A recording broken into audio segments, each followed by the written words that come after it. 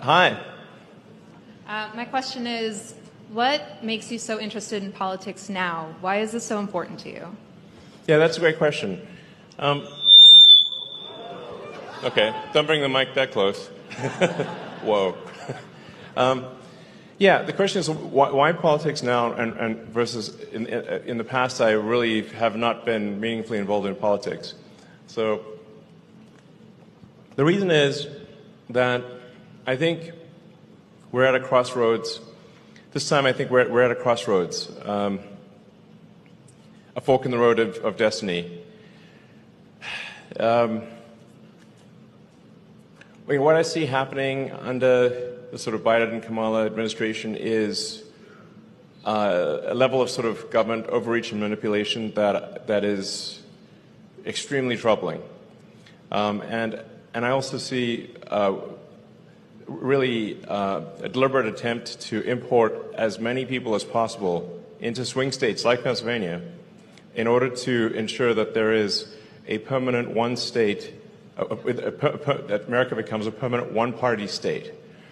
I mean, the numbers are truly staggering, and the sort of fake legacy media doesn't report on them. The only reason anyone knows about it is if you're on the X platform. But like it's crazy. But I mean, you're seeing like basically increases. This is from the government website, by the way, which is run by Democrats. So, like you're seeing like in some cases like 700% increases in the past 3.5 years in illegals in swing states. What a coincidence! And when you're talking about elections that are won or lost by 10 or 20,000 votes, and then you bring in 200,000 people, and then you put them on the fast track to citizenship. This is without considering any cheating. This is legalized. That if that happens over the next 4 years, there will be no swing states. They're importing voters. That is I think that's obvious to anyone who looks, and we will have a situation like we have in California, where it's a one-party state. California is a supermajority Dem state, and so it's one-party rule. And if you have one-party rule, that's not a democracy. So I think either action is taken now.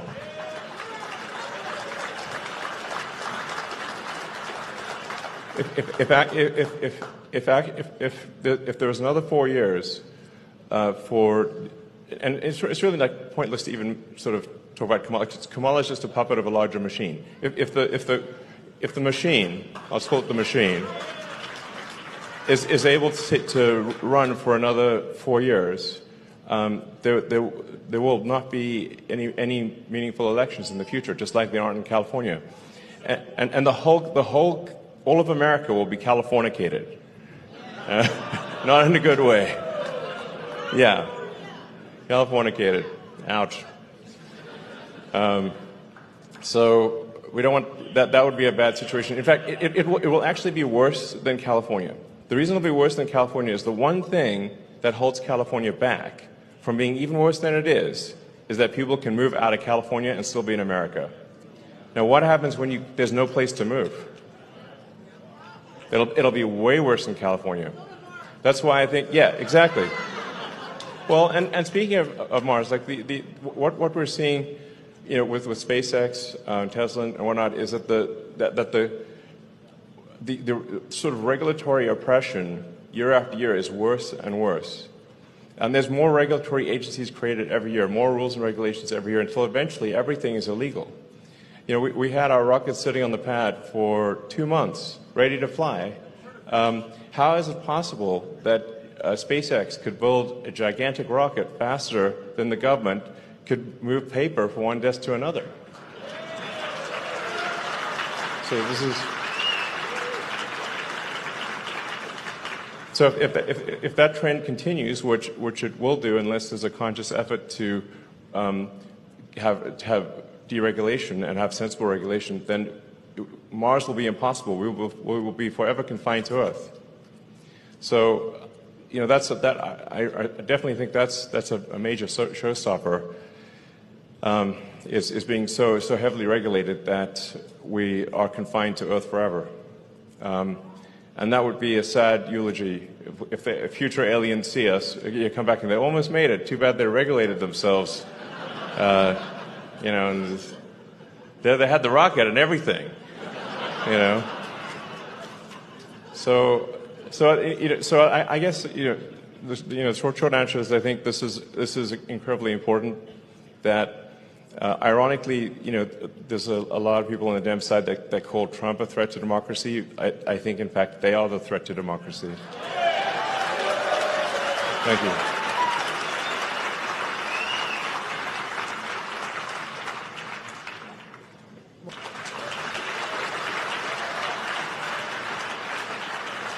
Hey, Elon. It is a pleasure. Me and my best friend started a company when we were 21 years old. We're going to be the next biggest beef jerky company in the U.S., I promise that. But what advice do you have for young entrepreneurs like us to conquer a challenge that seems almost impossible from the beginning? Well, I mean, generally, I think, just try to make a good product or service, and I mean, it's not. It's really that. It's like you have to say, like, what is a useful thing that you could do? Like, maximize your usefulness. What is if there's like what is that product or service that you want to make? Beef jerky, the best beef jerky. Okay, great. So you want to make the best beef jerky? Just go ahead and do it. And then you have to sort of just explain to people why it's. Well, first of all, you need to make sure it is in fact the best beef jerky. And then you need to then explain to people why it is. And so if you have both the reality and the perception of something being the best beef jerky or whatever the product may be, then